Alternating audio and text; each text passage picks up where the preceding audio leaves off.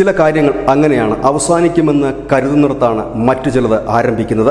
അത്തരത്തിലുള്ളൊരു വാർത്തയാണ് ഇപ്പോൾ പശ്ചിമേഷ്യയിൽ നിന്നും നൽകാൻ കഴിയുന്നത്.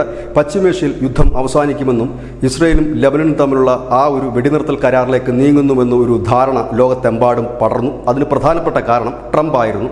ട്രംപ് അധികാരമേൽക്കുന്നതിന് മുമ്പ് തന്നെ ഒരു വെടിനിർത്തൽ കരാർ രൂപം നൽകിയിരിക്കുന്നു, അതിനുള്ള ചർച്ചകൾ നടക്കുന്നു എന്ന് പറയുന്നിടത്താണ് എല്ലാം പാടെ മാറിമറിഞ്ഞത്. ചർച്ചകൾ പൊളിഞ്ഞതാണോ അതോ ബൈഡൻ പൊളിച്ചതാണോ എന്നറിയില്ല. ഏതായാലും ഇനി കാത്തിരിക്കേണ്ട എന്ന് ഇസ്രയേൽ തീരുമാനിക്കുന്നു. അമേരിക്കയോട് ആലോചിച്ചിട്ട് ഇനിയൊന്നും ചെയ്യേണ്ട എന്ന് തീരുമാനിക്കുന്നു. പിന്നീട് ഇപ്പോൾ നടക്കുന്നത് തുരുതുരായുള്ള മിസൈൽ ആക്രമണം. മുൻപ് മുന്നറിയിപ്പ് നൽകിയായിരുന്നു, റെസിഡൻഷ്യൽ ഏരിയകളിലും ജനസാന്ദ്രതയുള്ള മേഖലകളിൽ നിന്നുമൊക്കെ ഇസ്രയേൽ സേന ആക്രമണം നടത്തുന്നെങ്കിൽ ഇപ്പോൾ മുന്നറിയിപ്പൊന്നുമില്ല.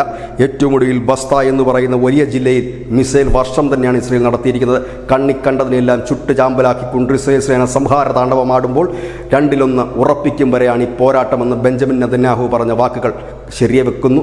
ഏതായാലും ഇനി ട്രംപ് വരുമ്പോഴേക്കും തീർക്കുവാൻ യുദ്ധമുണ്ടാകുമോ എന്ന് കാത്തിരിക്കുകയാണ് ലോകം. News desk news India Malayalam.